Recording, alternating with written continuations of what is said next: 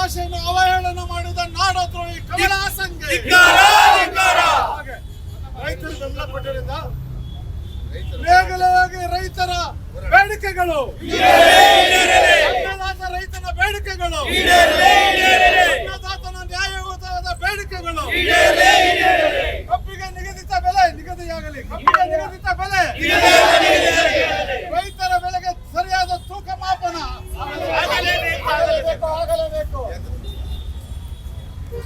ರೈತರ ಭಾವನೆಗೆ ಸ್ಪಂದಿಸಿದ ಎಲ್ಲಾ ರಾಜಕಾರಣಿಗಳಿಗೂ ಧಿಕ್ಕಾರ. ರೈತರ ಭಾವನೆಗೆ ಸ್ಪಂದಿಸಿದ ಕೇಂದ್ರ ಹಾಗೂ ರಾಜ್ಯದ ಎಲ್ಲಾ ನಾಯಕರುಗಳಿಗೂ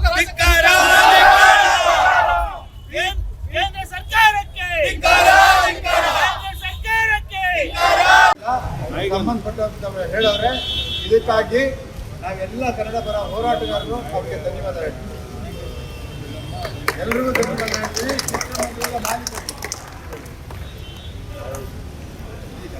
ನಾವು ಯಾವುದೇ ಭಾಷೆಗಳನ್ನ, ಯಾವುದೇ ಜಾತಿಗಳನ್ನ, ಯಾವುದೇ ಧರ್ಮ ಬಂದಿದ್ದಾರೆ.